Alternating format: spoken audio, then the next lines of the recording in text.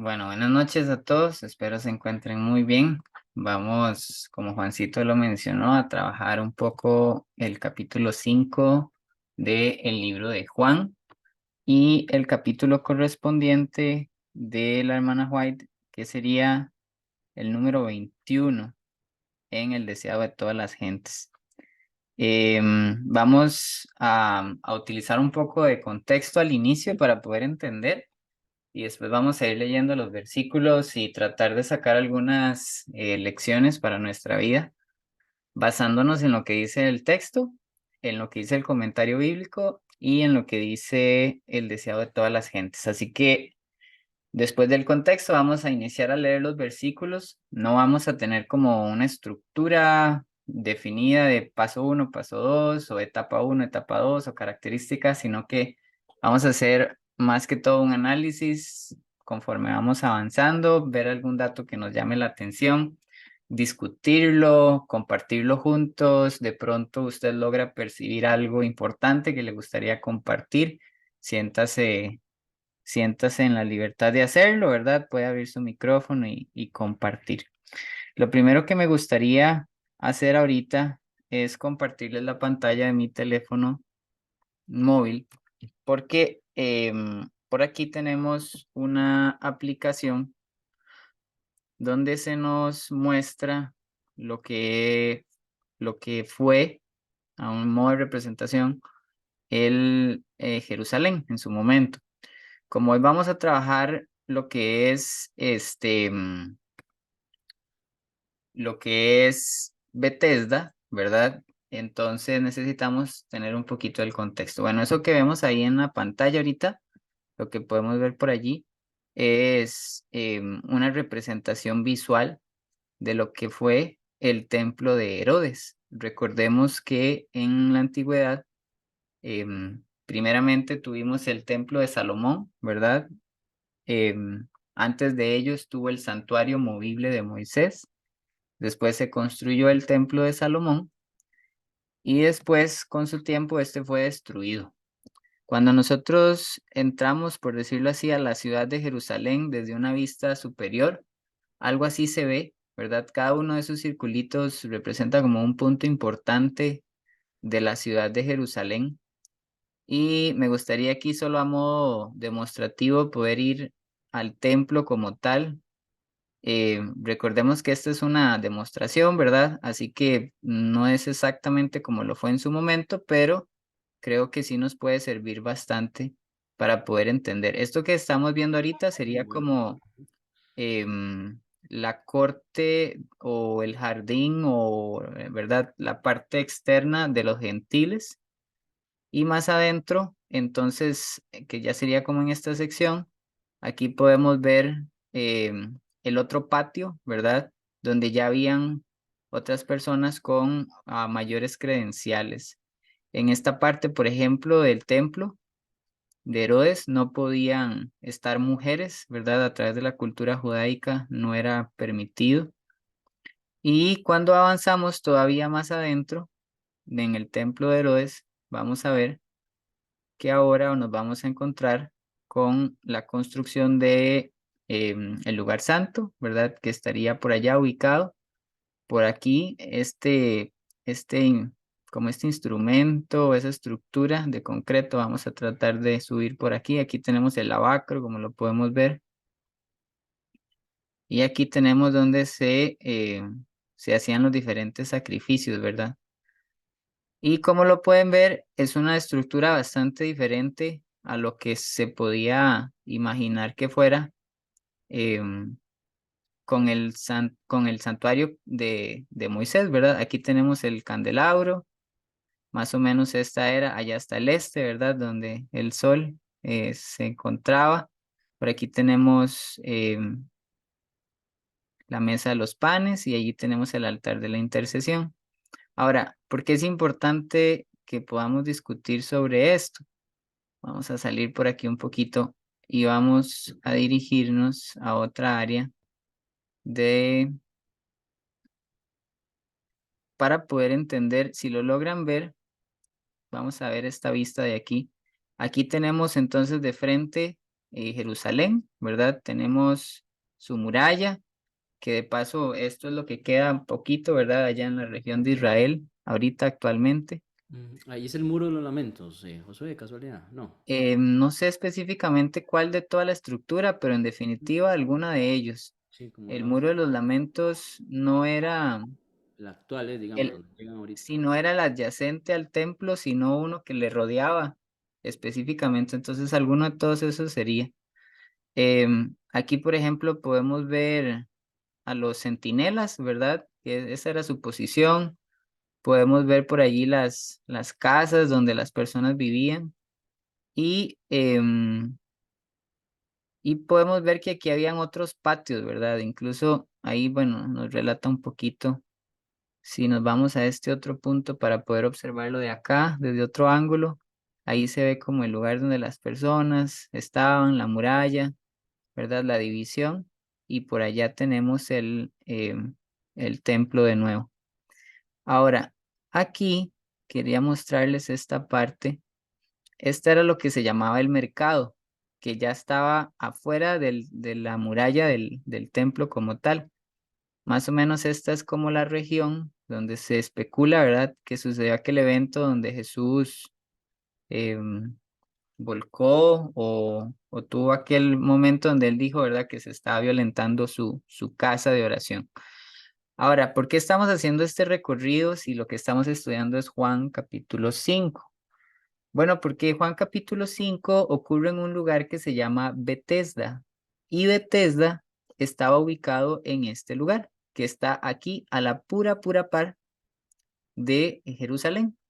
Si bien es cierto estaba afuera, ¿verdad? Pero sí estaba ahí a la par, bien cercano de él. Como lo logramos ver, em, hay dos estanques, ¿verdad? Y ahorita vamos a discutir un poquito por qué dos estanques si pareciera que en la Biblia se menciona solo uno. Pero bueno, esta era la imagen que más quería resaltar, ¿verdad? La que más quería que pusiéramos atención y que la mantengamos en nuestra mente mientras vamos avanzando en el estudio que vamos a hacer. Esto sería como un contexto geográfico para poder entender lo que vamos a estudiar ahorita. Muy bien, visto entonces esto, cuando vamos a Juan capítulo 5 y el versículo número 1, por favor acompáñeme ahí, abra su Biblia. Dice, después de estas cosas había una fiesta de los judíos y subió Jesús a Jerusalén. Ya sabemos que es Jerusalén, ¿verdad? Sabemos que Jerusalén es esta parte que acabamos de ver, que involucra la muralla, involucra el templo, involucra esta parte de Betesda, involucra los instrumentos del santuario, ¿verdad? Toda esa parte nos habla acerca de la ciudad de Jerusalén. Y dice en el versículo 2, y hay en Jerusalén, cerca de la puerta de las ovejas, un estanque llamado en hebreo Betesda, el cual tiene 5 pórticos. Es muy interesante esta parte en el libro de Orígenes, en el siglo, que fue escrito en el siglo III, según el comentario bíblico.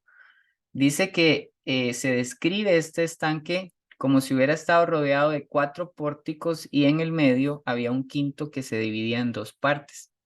Además, Flavio Josefo en el libro de Guerra de los Judíos, en el tomo 2, capítulo 19 y en la página 4, también lo menciona, ¿verdad? Entonces, si lo logran ver, estamos hablando del siglo III, es bastante cercano al momento en el que ocurrió lo que se está aquí escribiendo, y se menciona precisamente que era un estanque que estaba, realmente habían como dos estructuras, ¿verdad? Em, es interesante también mencionar que este estanque estaba a la par de lo que era el hospital, ¿verdad? De los judíos. Y entonces, de allí es que culturalmente se piensa que esa era la razón por la cual habían tantos enfermos que rodeaban el estanque. Si lo logran ver en el versículo 3, dice, en estos yacía una multitud de enfermos, ciegos, cojos y paralíticos que esperaban el movimiento del agua. Em, Se menciona, por ejemplo, Tertuliano en el siglo III también lo menciona, e incluso la hermana White en el Deseado de todas las gentes, en la página 172, menciona que la agitación del agua era real, que en efecto el agua se agitaba por alguna razón.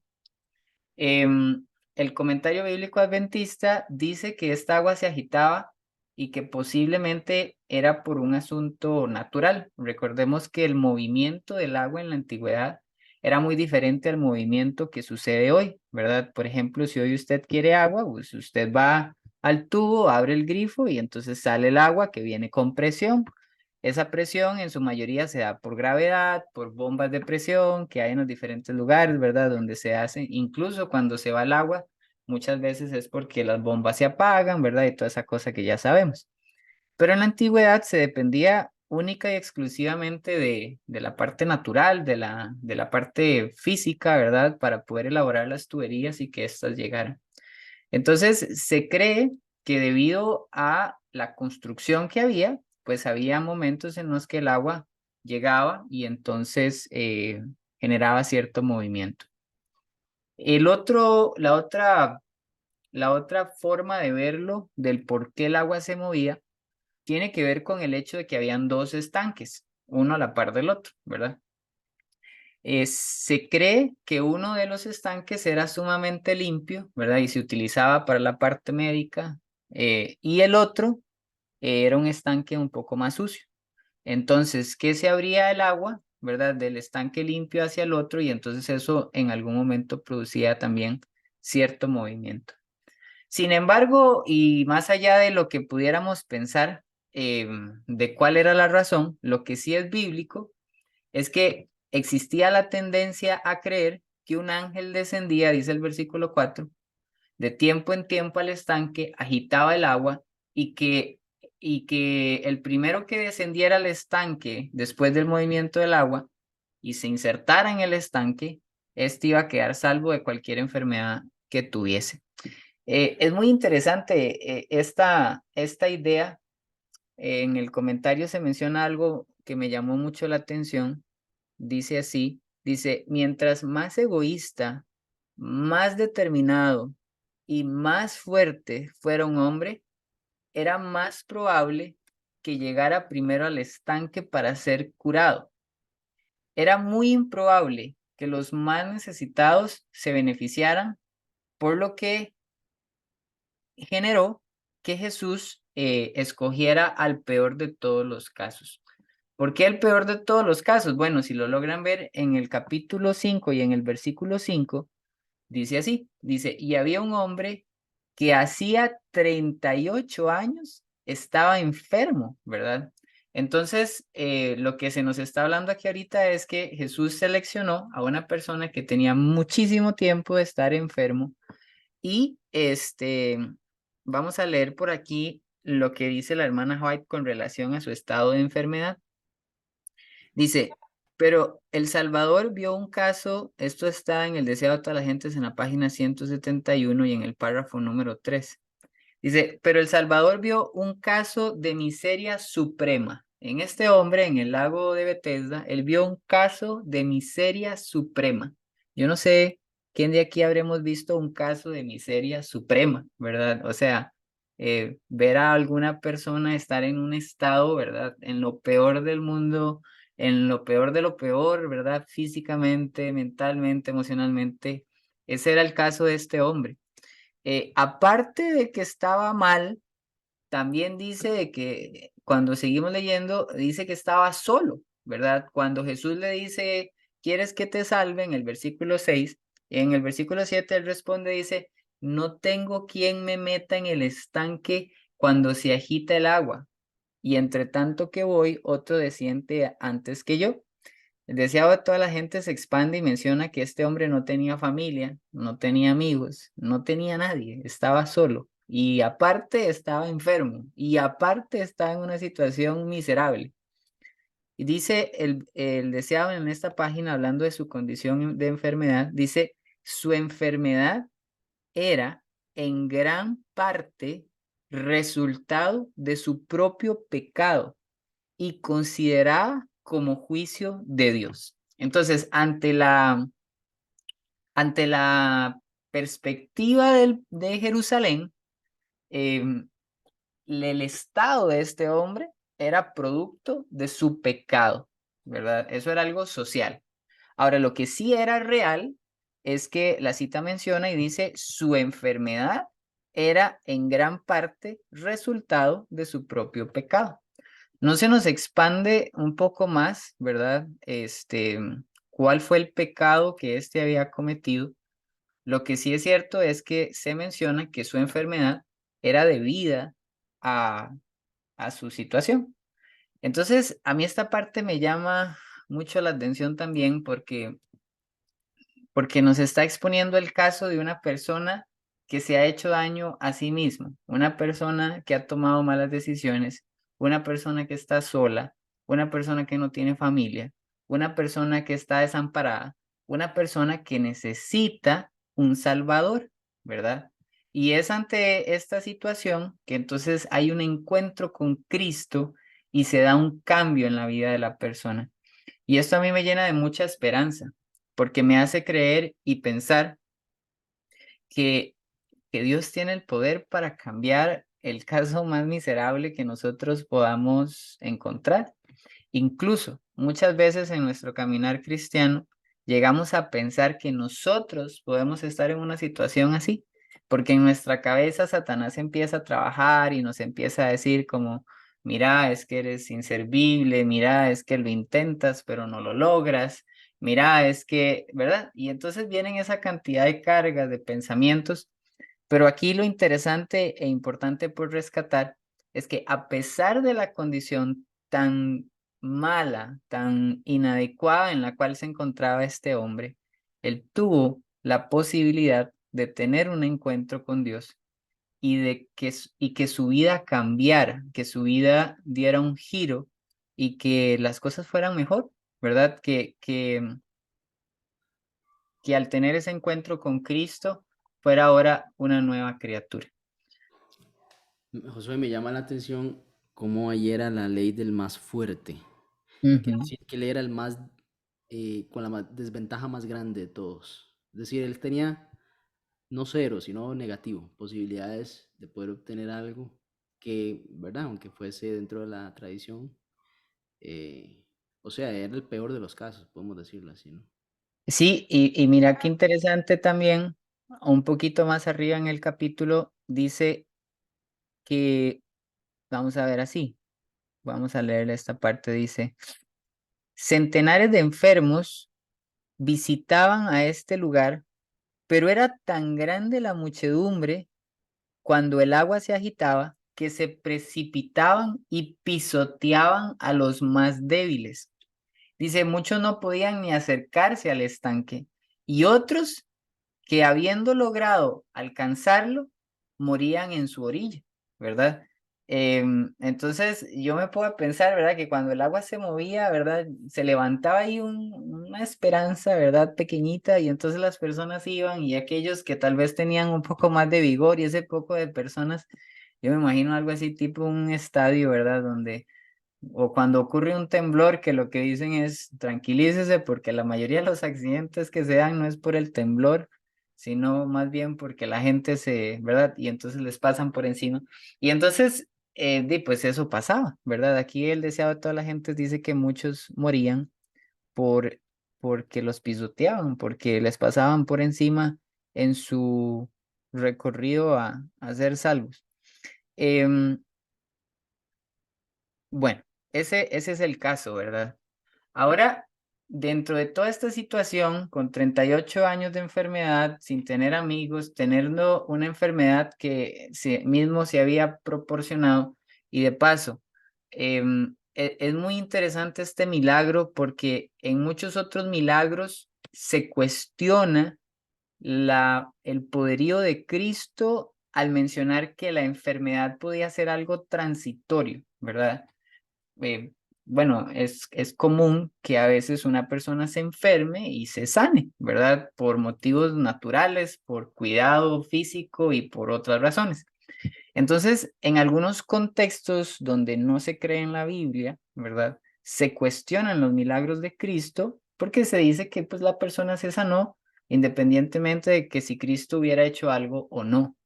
En este caso es muy interesante porque nos está hablando de un hombre que tiene 38 años de estar enfermo. Entonces, yo no conozco mucho de medicina, pero lo que sí sé es que una persona después de 38 años de padecer una enfermedad, eh, hay pocas posibilidades de que eso se revierta, ¿verdad? Lo que estamos hablando es que lo más seguro es que ya lo que queda es o vivir con la enfermedad o morir con ella, ¿verdad? Tratar de mantener un estilo de vida lo más óptimo posible viviendo con esa enfermedad. Pero en este caso, Jesús lo sana, ¿verdad? Y esto nos pone en manifiesto que Jesús no solamente sanó personas que posiblemente hubieran podido haber tenido una enfermedad transitoria, como algunos cuestionan, sino que aquí estamos hablando de un caso que tuvo una larga duración. Entonces eso es un punto importante para ese tipo de argumentos.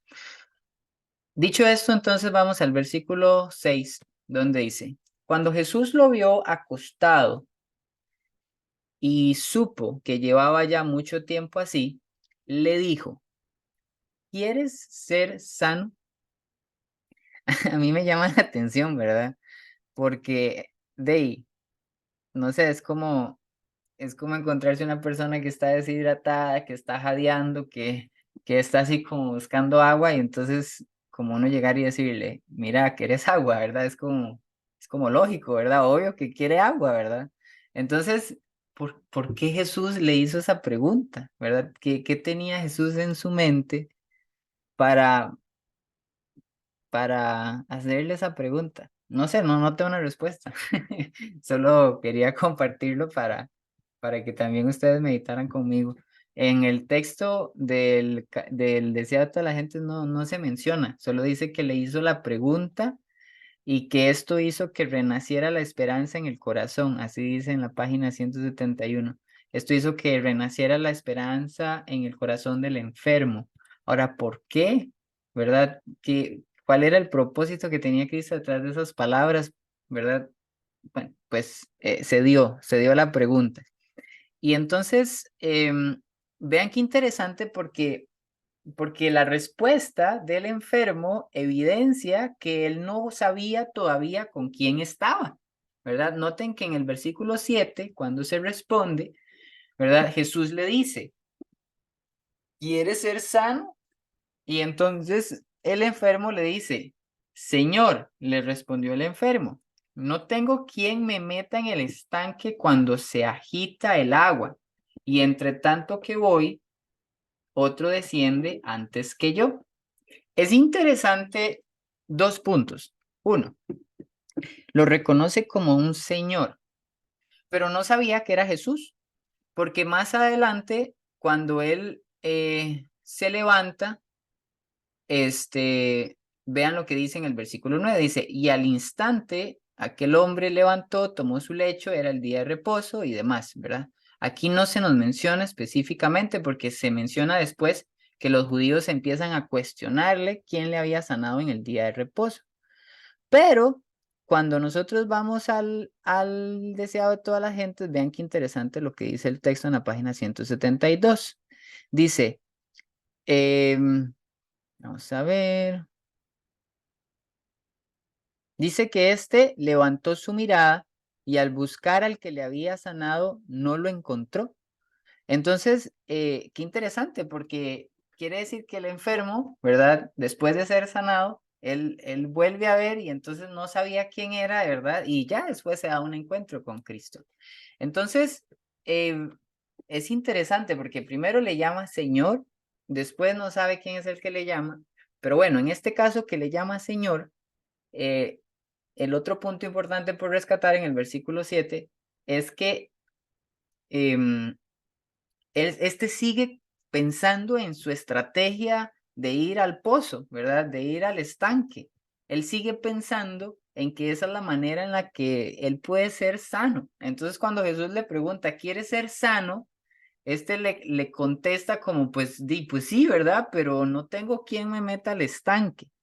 Entonces, esto evidencia que todavía no se había dado ese encuentro con Dios. Y el comentario bíblico adventista lo pone con unas palabras bien fuertes. Vean cómo lo dice. Dice, no tengo a nadie, entre comillas, después pone así, dice, la patética respuesta del afligido pone de manifiesto una historia de miseria física, de haber sido abandonado por sus amigos y de reiterados motivos de esperanza, seguidos cada vez por amargos chascos. En este punto del relato, su esperanza todavía radicaba en el estanque que se suponía era milagroso. Es evidente que todavía no se le había ocurrido que Jesús podía sanarlo por otros medios. Entonces, bueno, pues llama mucho la atención, ¿verdad? Porque si lo aplicamos a nuestras vidas, ¿cuántas veces no habremos escuchado algo parecido? ¿Cuántas veces no habremos escuchado a alguien como, es que nada va a cambiar, es que todo está mal, es que la verdad es que así, así, así, asá, ¿verdad? Una patética respuesta. Eso es lo que dice el comentario bíblico, ¿verdad? Y es una frase muy fuerte, porque lo que se está mencionando es que ante la posibilidad de salvación, ante ese encuentro con Cristo, ante estar con el Rey de Reyes y Señor de Señores, al tener la posibilidad de tener un cambio completo en la vida, pues reflexionó así, reflexionó de una forma que no era la mejor. Y de pronto en nuestras vidas, tal vez pudiéramos estar en una situación similar, ¿verdad? Donde, bueno, yo no soy capaz de hacer este cambio en mi vida. Y es cierto, usted no es capaz, pero en el nombre de Jesús sí, como lo fue el enfermo. Bueno, es que ya lo he intentado tantas veces y la verdad es que no puedo porque soy muy débil, porque el agua no se mueve, porque la alarma no suena, porque no me dan ganas, porque el trabajo, porque los hijos, porque póngale la excusa que sea, ¿verdad? Y entonces, después de esta patética respuesta, Jesús, ahora en lugar de hacerle una pregunta, le hace una declaración. Esta declaración es una en el texto, pero es una de entre las 7 que pasan en el ministerio de Cristo. ¿Qué quiere decir esto? Que hay 7 momentos en los evangelios en los que Jesús solicita que se haga algo en sábado que va en contra de la cultura judía. Y esto es muy importante porque en algunos momentos Jesús evitaba, ¿verdad? Ser evidenciado haciendo esto porque sabía que su hora todavía no había llegado, ¿verdad? Pero en algunos otros momentos era necesario que sucediera y Jesús lo hacía, ¿verdad? Y él sabía en qué momento hacerlo. Ahora, ¿por qué es importante mencionar esto? Porque lo que vamos a seguir leyendo es la razón por la cual Cristo concluye su ministerio en la cruz del Calvario, su ministerio terrenal, ¿verdad? ¿Por qué? Porque el punto es que al hacer Cristo y al pedir Cristo a esta persona lo que le pide, esto le hace tener que compadecer ante los judíos. Que dice el deseado de todas las gentes que si estos hubieran tenido la autoridad en sus manos y no estuviera el pueblo romano, pues le hubieran matado en ese momento. Mas, sin embargo, ¿verdad? Por estar juzgados y estar sometidos al pueblo romano, pues no lo hicieron en ese específico momento. Pero sí fue uno de esos 7 actos que sumó para que después él fuera llevado donde Pilato y demás. Ahora, ¿qué fue lo que Jesús le pidió a esta persona y por qué es importante el diálogo que estamos teniendo ahorita? Porque note lo que dice el versículo 8. Dice, Jesús le dijo, levántate, toma tu lecho y anda. Aquí están pasando dos cosas, ¿verdad? La primera es, pues el milagro, ¿verdad? En el versículo 9 dice, y al instante aquel hombre fue sanado, tomó su lecho y anduvo. Y noten que el texto termina con la frase, y era día de reposo aquel día. Esto se menciona porque el punto es que no se podían llevar cargas los sábados. Era prohibido por la cultura judía llevar cargas. Entonces, habían llevado al sábado a tal extremo que no se podía llevar una carga en las manos los sábados, porque era un día de reposo, de sabbat, o eso era lo que ellos creían. Entonces, al verle al hombre llevando la camilla en su mano, cuando se había levantado y había ocurrido el milagro en su vida, pues lo que se estaban fijando era en que llevaba la camilla, ¿verdad? Entonces, ay, Dios mío, yo cuando leo esto a mí como que yo me digo, como Dios, ayúdame a mí, ¿verdad? Y ayúdanos como pueblo a no encontrarnos en una situación así, ¿verdad? Al, al concentrarnos en un detalle tan no correcto como una norma humana que en su momento era no llevar una camilla, ante un acto tan maravilloso que es que una persona haya tenido un cambio completo en su vida después de más de 38 años. Entonces, yo lo invito también a usted a meditar en eso, ¿verdad? Que de pronto, mm, aunque es importante, aunque hay algunas normas que tienen su fundamento bíblico y su principio bíblico, que no nos obstaculice en nuestra vista esos detalles escolásticos y eclesiásticos que opacan lo tan maravilloso que puede estar sucediendo a nuestro alrededor. Y, pues, obviamente, todas aquellas otras normas que no tengan un principio bíblico y que sean simplemente un invento por ahí, bueno, pues esas descartarlas del todo, ¿verdad? Porque eso sí que está muy mal. Pero bueno, eso fue lo que hizo el pueblo judío. Lastimosamente, en el versículo 10 dice: "Y entonces los judíos dijeron a aquel hombre que había sido sanado: Es día de reposo, no te es lícito llevar tu lecho". Entonces, a mí esta cosa, ¿verdad? Como que, no sé, me pone mucho a pensar. Y entonces él les responde y les dice, él les dijo, el que me sanó, él mismo me dijo, toma tu lecho y anda. Entonces le preguntaron, ¿quién es el que te dijo, toma tu lecho y anda? Y el que había sido sanado no sabía quién fuese, porque Jesús se había apartado de la gente que estaba en aquel lugar.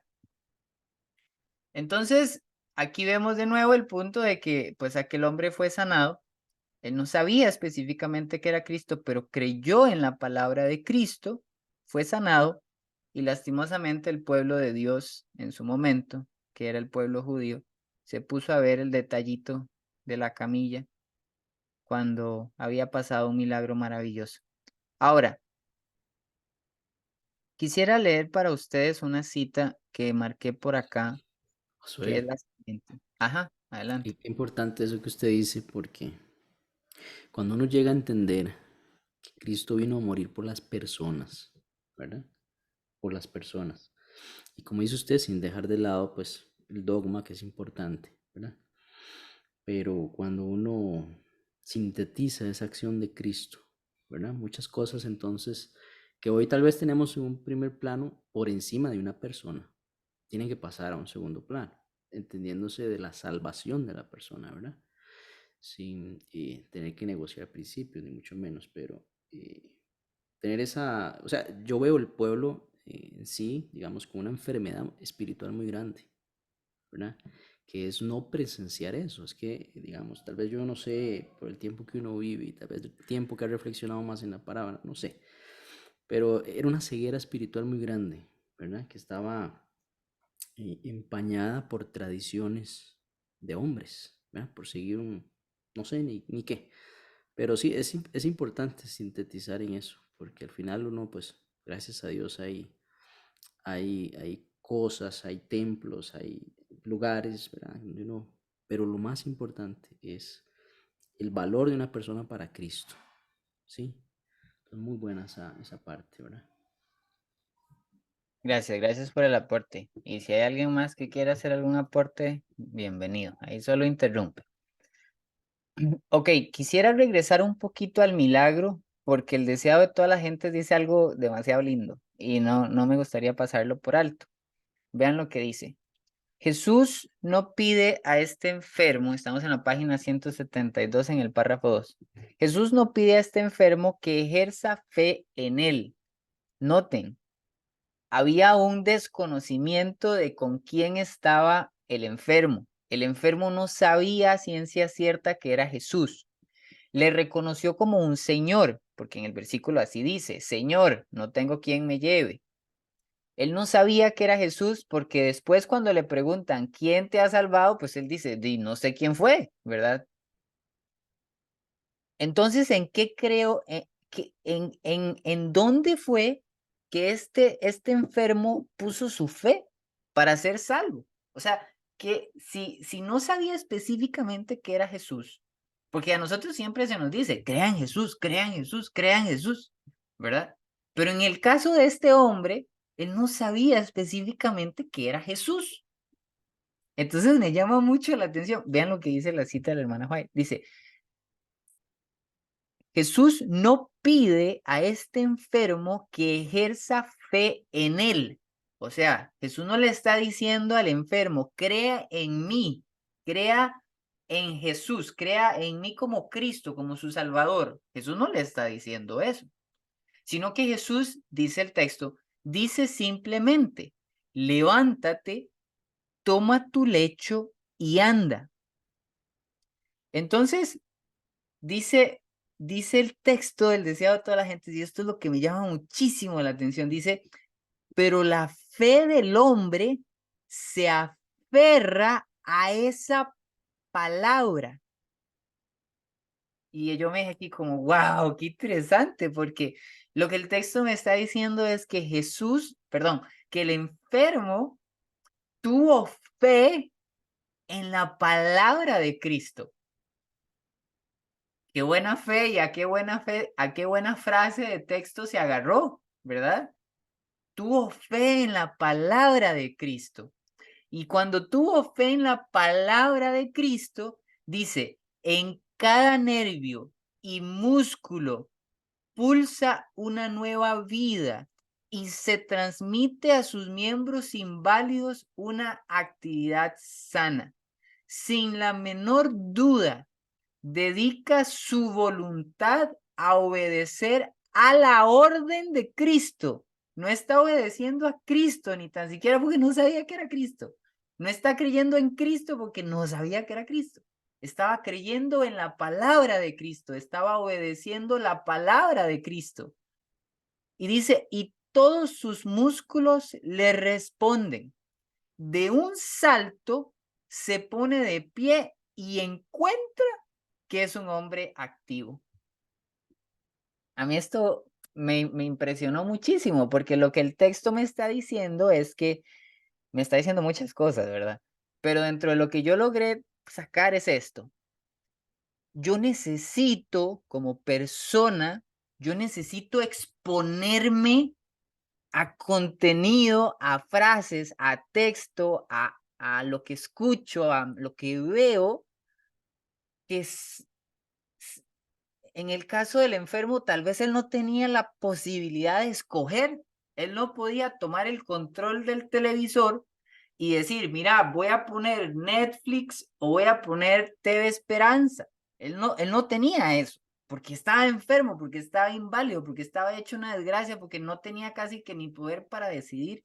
Entonces llegó un contenido, llegó una frase, llegó un texto, llegó una palabra con vida, similar a la que le dio vida a Adán y Eva cuando se dio aquel soplo, y entonces él creyó en eso. Entonces yo me puse a pensar y yo me dije, Dios mío, ¿qué pasa entonces si yo me expongo constantemente a contenido inadecuado? ¿En qué voy a creer? ¿Sobre qué voy a depositar mi confianza? ¿A qué es lo que voy a utilizar para que sea mi sustento de vida. ¿Sobre qué es que voy a fundamentar las verdades que guían mi caminar? ¿En qué es que yo voy a decir, sobre esto tomo una decisión? Porque si yo estoy concentrado en las redes sociales, si mi mente está concentrada en lo que me dicen los amigos, si mi mente está concentrada en las doctrinas y en las creencias que yo hago, pues no sé ni por qué las hago, pero las hago.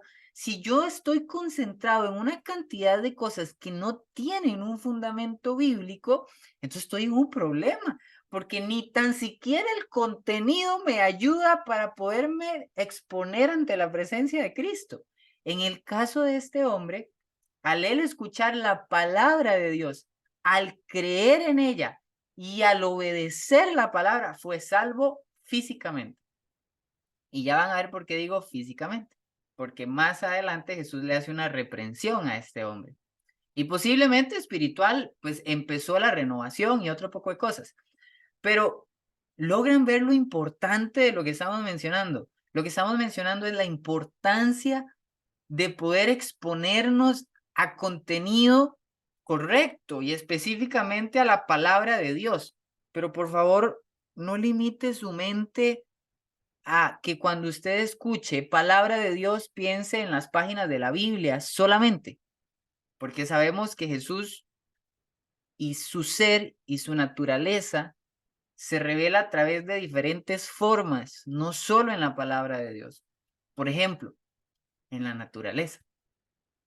Por ejemplo, en la vida de Jesús.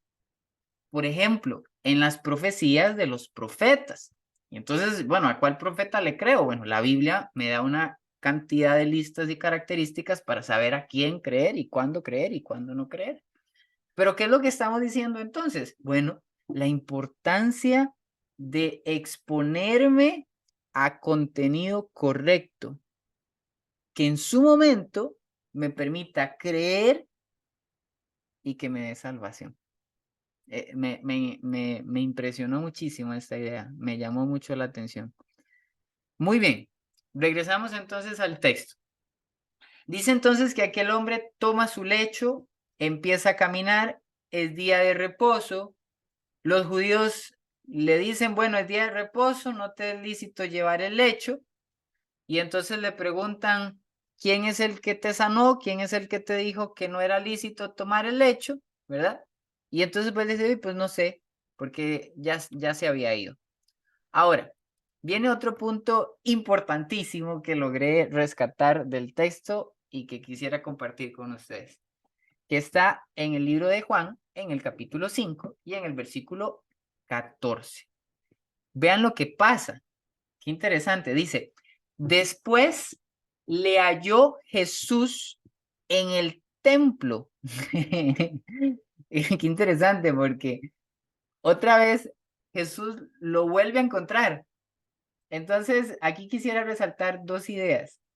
La primera no lo mencioné a propósito para poderlo resaltar ahorita, que es,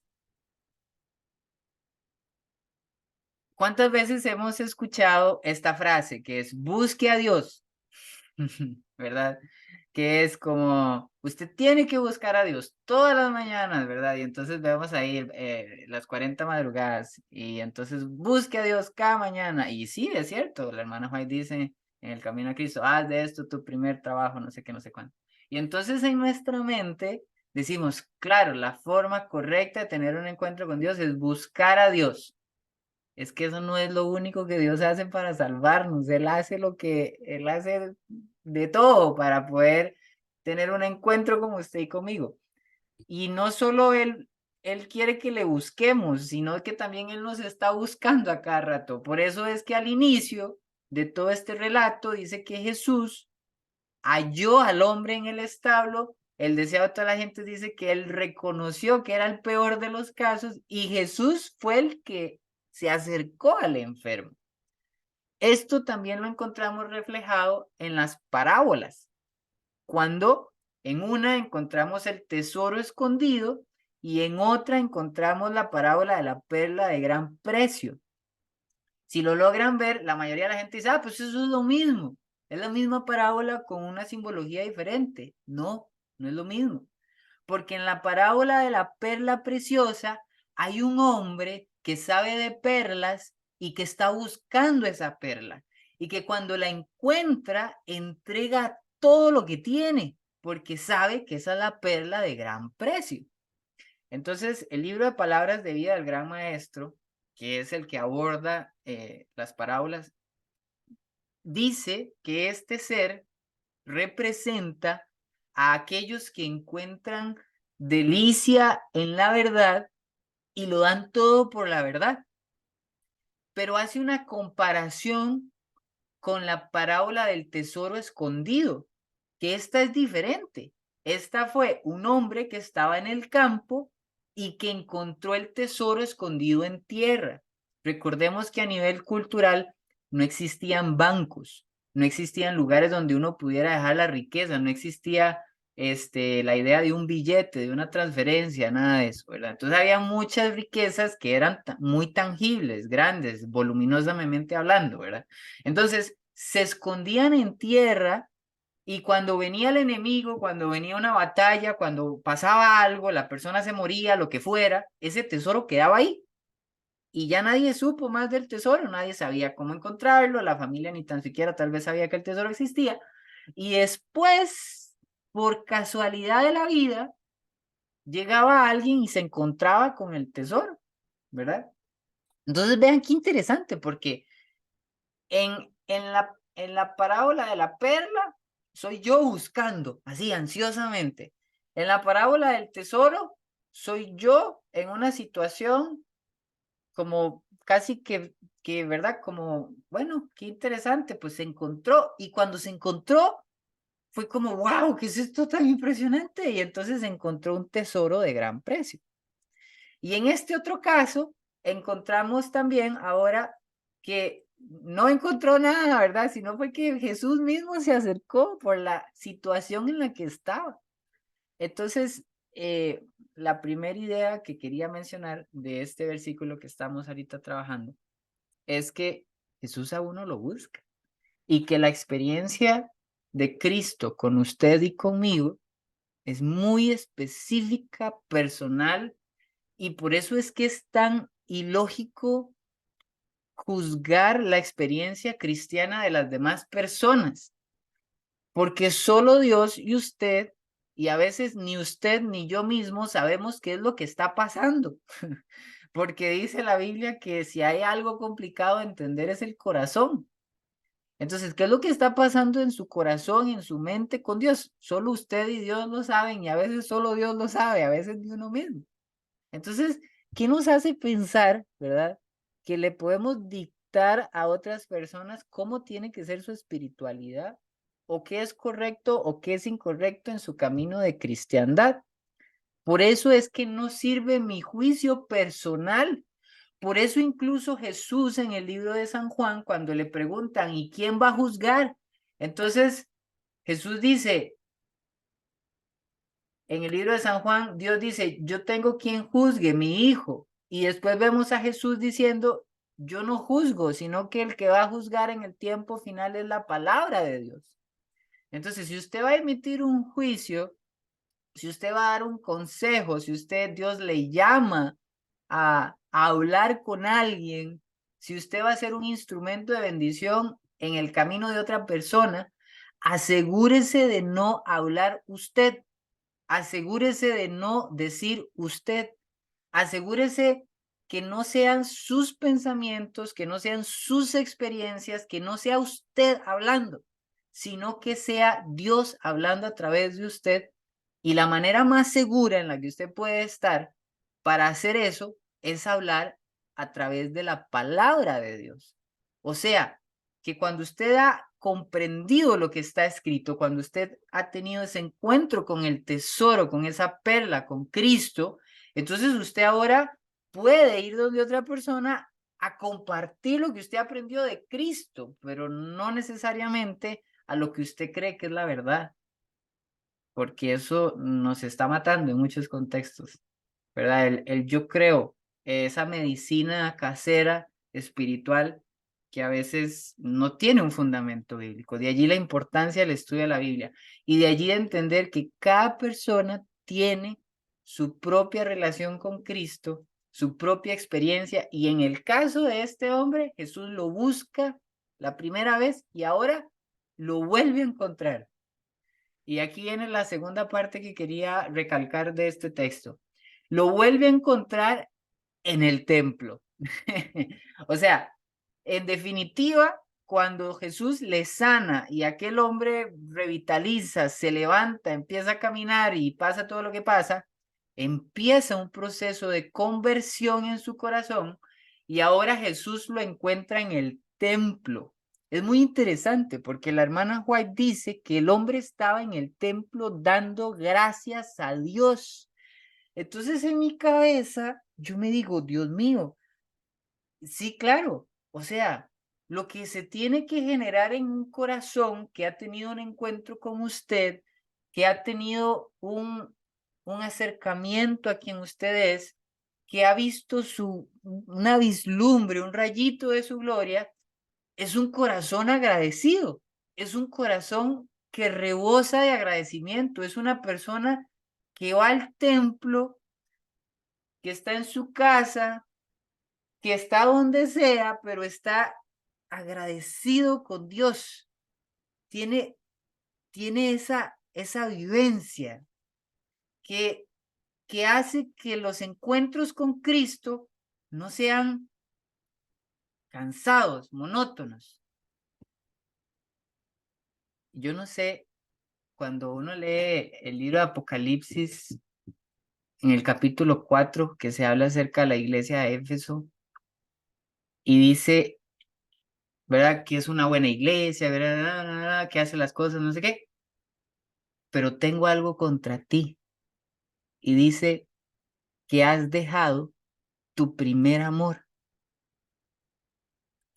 Es muy interesante porque yo le he preguntado a algunas personas, mira, ¿cuál fue su primer amor? Y hay algunas personas que me dicen, es que yo no tuve eso. Yo fue como un crecimiento gradual desde pequeño, desde pequeña, desde, ¿verdad? Como que siempre hubo ahí como cierta neutralidad. Otras personas, por el contrario, es como, no, sí, yo recuerdo ese día en el que me bauticé, lo que sea, ¿verdad? Cambió mi vida por completo, ¿verdad? Una experiencia transformadora, ¿verdad? Y entonces yo me puedo pensar y yo me digo, bueno, independientemente de cuál sea la experiencia, tiene que haber un corazón agradecido. O sea, en el momento en el que yo tengo un encuentro con Dios, en el momento en el que entiendo que Él es mi Salvador, porque el punto de este hombre, el enfermo, era que estaba totalmente desahuciado, no había nada más, él no tenía amigos, estaba enfermo, estaba en una situación malísima, él mismo se había provocado su situación y llegó alguien y lo salvó, llegó alguien y le sacó de ahí, o sea, fue salvado. Ese es un concepto que yo desde hace rato vengo luchando y compartiendo en todos los lugares donde me invitan, porque yo siento que no, a veces no entendemos que Dios es mi salvador. Y cuando yo comprendo que Dios es mi salvador, lo que yo estoy diciendo, cuando yo digo Jesús es mi salvador, es una frase muy trillada, pero es demasiado profunda, porque yo lo que digo, cuando yo digo Jesús es mi salvador, yo lo que estoy diciendo es que yo fui salvado, porque Él me salvó, por eso es mi salvador. Y si Él es mi salvador, ¿de qué me salvó? O sea, ¿cuál era la situación tan mala en la que yo estaba que yo no podía, no tenía y no tengo la fuerza para salir de ahí? No tengo nada. Por eso ocupo un salvador, ¿verdad? ¿Qué es lo que pasa cuando hay una persona en una piscina que se está ahogando? La persona está ahí, no sabe nadar, la piscina es honda, se está ahogando. Si usted ve a la persona ahí, pues se va a morir, porque no sabe nadar, porque no tiene las herramientas, porque nada. Y cuando, no, porque nada, no, o sea, porque nada de nada, no porque nada de que sabe nada. Ustedes me entienden. Entonces, cuando, cuando cuando esa persona viene alguien y le salva la vida, le tira el inflable, le tira una cuerda, le toma por la espalda y se lo lleva, no sé, lo que sea. Entonces esa persona es salvada de una situación de la cual no podía hacer nada. Cuando eso pasa, entonces uno es agradecido. tal vez es más fácil para los que han pasado por una situación así, recordar a esa persona en un accidente de tránsito, o verdad, y entonces decir como, sí, esa persona hizo algo muy grande por mí, me salvó. Y entonces, claro, uno es como, sí, me salvó físicamente porque me sacó del carro, porque me dio, no sé, RCP, porque lo que sea. ¿Verdad? Pero con Cristo, que es un poco más intangible, porque es mi vida pecaminosa, porque es mi naturaleza de pecado, porque entonces yo me esfuerzo y entonces yo digo, no, pues claro, yo puedo y no, entonces yo voy a la iglesia y entonces no, yo estudio la matutina y la cartilla y me conecto a todos los Zooms y entonces voy aquí y entonces voy allá y entonces hago el año bíblico y se me olvidó que necesité un Salvador en algún momento y por lo tanto dejo de agradecer. Ya no agradezco, ahora reclamo, ahora cuestiono y critico todo porque ya no tengo nada que agradecer, porque ahora, y como ahora yo soy suficiente, como ahora yo soy capaz, como ahora yo tengo la virtud, como ahora yo tengo el derecho y la verdad, como yo sí lo hice, entonces yo, pues ya no agradezco. Bueno, pues este hombre acababa de tener su experiencia salvífica, no solamente física, sino espiritual, y fue al templo a agradecer. Y el texto sigue diciendo, vean qué interesante, es que son demasiados eventos, ¿verdad? El texto sigue diciendo, mira, Jesús hablando con el enfermo, cuando lo haya en el templo le dice, mira, has sido sanado, no peques más para que no te venga alguna cosa peor. Bueno, muy interesante. Uno, el texto nos demuestra, esta última frase que acabamos de leer, nos demuestra que su estado era realmente por su pecado. Lo habíamos leído en el escrito de la hermana White, pero ahora nos queda más claro, porque dice, mira, has sido sanado, no peques más. O sea, le está diciendo, no siga pecando, no siga haciendo lo que usted estaba haciendo, porque si lo sigue haciendo, lo más seguro es que venga una cosa peor a su vida. O sea, que si ya estaba en una desgracia, que si ya tenía sus 38 años de estar enfermo, que si ya no tenía amigos, que si ya no tenía familia, que si estaba ahí en esta cosa de Bethesda y verdad, casi que le podían hasta pasar por encima, que si estaba ahí hecho como estaba, hecho una desgracia, en esa situación sumamente inadecuada, si él seguía pecando, iba a volver a caer y hacerlas, y entonces iba a suceder algo todavía peor. Entonces, podemos determinar por este texto que en efecto su situación se debía a sus propias decisiones. Y lo otro que podemos determinar es que es un proceso y yo no puedo, vamos a ver, yo no puedo creer tener una espiritualidad sana si estoy retrocediendo, porque el libro de Daniel dice que el cristiano en el tiempo del fin va a ser como la aurora que va en aumento hasta que el día es perfecto. O sea que si en mi relación con Cristo yo tuve un encuentro con Él, tuve un encuentro con Dios, Dios me salvó, estoy agradecido y yo vuelvo otra vez a pecar y cada vez peor y vuelvo a caer en lo mismo, entonces hay algo que como que no está bien. Sí, abogado tenemos para con el Padre a Jesucristo el justo, dice el texto. Claro, porque si pecamos y si caemos, Él nos toma, nos levanta y adelante. Porque tantas veces cae el justo y tantas veces se levanta. Eso dice el texto, claro está. Pero la Biblia dice también que tenemos que ir en creciendo. Entonces, no se concentre en eventos puntuales en su vida. No se concentre en, ay, ayer fallé. No. Concéntrese en la larga data. Concéntrese a través del tiempo y haga una mirada hacia atrás y diga, ¿cómo voy? ¿Qué ha pasado? ¿Qué ha pasado? Desde aquel momento que decidí por Cristo, que me bauticé, que expuse públicamente ante la iglesia, ante el universo, ante los seres celestiales, ante el trono de Dios y ante las personas que estaban en el templo, que Jesús era mi Salvador. ¿Qué ha pasado de ahí para acá? ¿Cómo voy? ¿He ido en aumento en mi relación con Cristo? Es una pregunta importante y se ve reflejada en esta declaración que Jesús le hace al enfermo, porque le dice, no peques más, porque si pecas, no vaya a ser que te venga alguna cosa peor. Y cuando leía esto me recordé de una cita de la hermana White que a mí, yo la llevo aquí en mi mente y yo la cargo, es un pan diario en mi cabeza. Es una cita que dice así, dice, Dios le ha dado a cada quien una copa que beber, so pena de quedar sucio e inmundo para siempre.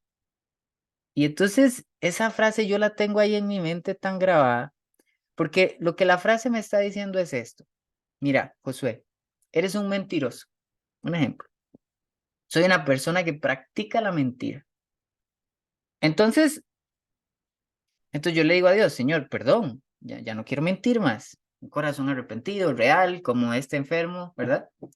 Entonces, ¿qué sigue luego? Ya, pues Dios me perdonó, ya, mi libro está limpio en el cielo, la sangre de Cristo me redime. Bueno, porque sigue luego. Yo soy un mentiroso. Entonces, lo que la cita menciona es que vamos a tener que seguir exponiéndonos al contexto de la mentira, no necesariamente a mentir, pero sí, como tenemos la tendencia a hacer ese acto, porque es lo que se ha ido desarrollando, entonces se nos va a dar una copa que beber, so pena de quedar sucios e inmundo para siempre. O sea, o los eventos postreros me limpian, me purifican, porque cuando conocí a Cristo, comprendí cuál era la verdad, comprendí que era lo correcto y sé que tengo que ir por este camino.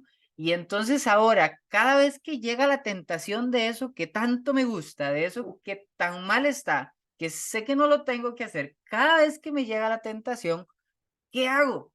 Porque sí, ya Dios me salvó, pero sigo teniendo mi naturaleza pecaminosa. Entonces, si yo decido no pecar por la gracia y la misericordia y la fuerza de Cristo y porque le entrego mi voluntad a Él, entonces me expuse a ese contexto, no lo hago adrede, ¿verdad? No me voy a ir a exponer, pero lo que quiero hacer notar es que se construyó un eslabón en el carácter que permite el refinamiento del mismo, a diferencia de si yo pido perdón y vuelvo a caer, entonces cada vez que pasa eso, me estoy poniendo a mí mismo en una situación cada vez peor y la cita sigue diciendo que esa copa cada vez es mayor, porque el punto aquí es que cuando Cristo venga, Él necesita venir por un pueblo que tenga un carácter justo, santo y puro. La iglesia triunfante, como se menciona en el conflicto de los siglos. Entonces, Dios es mi salvador, Él me salva, como le pasó con este amigo enfermo de Bethesda. Dios le salvó, Dios le sacó, Dios era el salvador, pero ahora Jesús le dice, no peques más, porque si pecas, entonces te va a venir peor y la cosa va a ser más difícil luego. Entonces, esta idea de seguir pecando y seguir pidiendo perdón y que el que reza y peca empata, no va, de ninguna manera, eso no va en la vida de un cristiano que tiene una real comunión con Dios. Y aquí lo hemos demostrado en la cita que hace Jesús a esta persona. Sino que lo que Dios quiere es que nuestra vida vaya en aumento, que cada vez que usted comprende que es la verdad, comprende una parte de la luz de Cristo, entonces usted lo va aplicando, lo va aplicando. Ya vamos a terminar, todavía nos queda un montón del capítulo, pero por tiempo tenemos que terminar. Dice, el hombre se fue, versículo 15, y dio aviso a los judíos que Jesús era el que le había sanado. Y por esta causa los judíos perseguían a Jesús y procuraban matarle, porque hacía estas cosas en el día de reposo. Y Jesús le respondió: mi Padre hasta ahora trabaja y yo trabajo. Por esto los judíos aún más procuraban matarle, porque no solo quebrantaba el día de reposo, sino que también decía que Dios era su propio Padre, haciéndose igual a Dios. La palabra y en el versículo 17, voy a volver a pronunciar la palabra con énfasis, porque como no lo estamos proyectando, dice, y Jesús le respondió: mi Padre hasta ahora trabaja y yo trabajo. Ese y griego, no el y normal, ese y griego, cuando usted estudia esa palabrita, ese y, habla acerca de una similitud entre los dos ítems, personas, objetos, animales que se están utilizando en la oración. Y en este caso, los dos personajes que se están mencionando en la oración es mi Padre y yo. Entonces aquí Jesús está haciendo exactamente igual a su Padre en la oración de una forma sintáctica y gramatical. Y entonces, por eso es que en el versículo 18, al finalizar, dice que los judíos procuraban matarle. La última frase dice, porque haciéndose igual a Dios. Ahí tenemos la razón del por qué está esa frase al final del texto. Haciéndose igual a Dios. ¿Por qué? Por lo que Jesús había dicho con su boca con ese I. Entonces, ¿qué fue lo que pasó ahorita? Bueno, el deseado de toda la gente dice que este hombre que fue sanado, que fue encontrado por Cristo en el templo, que él estaba agradeciendo, dice que se llenó de tanta alegría en su corazón de saber que era Jesús el que lo había sanado, que se fue donde los judíos que le habían preguntado quién era el que le había sanado, y entonces dijo, bueno, fue Jesús.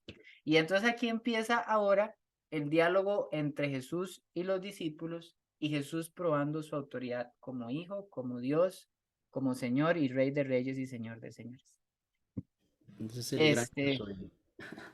ah, El gran yo soy, el yo soy, ese es el problema que tenían los judíos. vamos a terminar aquí por tiempo. Ya Ok, son las 8:15, tenemos que terminar. Este, espero en Dios que las reflexiones que hicimos puedan ser de beneficio para cada uno de nosotros, en nuestra mente, en nuestro amén. cuerpo, y que podamos, más allá de tener conocimiento, que se convierta en vivencias y que sea la Biblia que la que nos cambie. Me gustó mucho ahora que Juan oraba y al final decía que sea tu espíritu el que nos hable y el que cambie nuestro corazón. O sea, que realmente podamos entregar nuestra voluntad a Dios, nuestro corazón, nuestra mente, y ir confiados de que Él va al mando. Y si pasa cosa mala, y si pasa algo que yo no quiero, pero Él sí, y si pasa algo que uno dice, pero es que no tiene lógica, no tiene sentido, pero si yo voy con Él, entonces ahí está el secreto. Entregarle mi voluntad a Dios, sabiendo que Él tiene la mejor respuesta, el mejor plan, el mejor camino, el mejor cualquiera. Y que entregarle mi voluntad a Dios es sinónimo de permitir que Él cambie su vida, la mía, y que cuando Él venga en la nube de los cielos, encuentre un pueblo que se ha preparado para su pronto regreso. Vamos a orar, ¿les parece? Ujú, Oremos. adelante. Querido Señor y Dios, te damos muchísimas gracias porque tu palabra nos da tantas lecciones para la vida, nos capacita, nos da instrumentos y herramientas para poder desenvolvernos en lo que hacemos hoy en día, en las tareas más básicas y en las más complicadas, en las decisiones más difíciles y en las más sencillas. Para todas, Señor, hay una respuesta en tu palabra. Si no las conocemos, Dios, ayúdanos a estudiar tu palabra y que no seamos encontrados como personas negligentes que por falta de conocimiento perece y se equivoca, sino Dios que al caminar contigo, al ir contigo, al escucharte a ti, como le pasó a este hombre que escuchó tu voz y decidió obedecer a tu palabra. Que así lo podamos hacer nosotros también el día de hoy y que en este sábado, Señor, podamos tener un encuentro con usted real, más allá de la estructura, más allá de la liturgia, más allá del convenio social, que podamos, que se pueda, Señor, que todas esas cosas que sí son buenas, que se han hecho y que están ahí, que sí, el estudio de tal y de cual, que eso, Señor, más allá de la parte teórica, de la parte ah, monótona, se convierta en algo real y que podamos en este sábado disfrutar con usted. Muchísimas gracias porque en su palabra encontramos una guía y ayúdanos a seguir caminando conforme a su voluntad. Si tenemos algún problema, alguna dificultad, si estamos atribulados, si estamos en una situación desesperada, como tal vez lo estuvo el enfermo de Bethesda, danos la fe para creer en tu palabra, de que no importa qué tan grave sea nuestra situación, si tu Espíritu Santo está hablando a nuestro corazón ahorita, todavía hay esperanza. Permítenos, Señor, gozar de esa esperanza con nuestros familiares, en nuestras vidas, y seguir orando, Señor, para que muchas personas más conozcan de ti, de tu camino. Ayúdanos, Señor, a tener esperanza en que puedes cambiar corazones, puedes cambiar el nuestro y el de las otras personas, y que tú quieres que seamos esos instrumentos para que esas personas puedan conocer de ti. Muchas gracias porque nos permites reunirnos como una familia en Cristo a estudiar tu palabra. Gracias porque nos permites priorizar este espacio de tiempo, entregárselo a usted. Ayúdanos a seguir haciendo lo mismo en lo que queda el sábado. En el nombre de Jesús. Amén.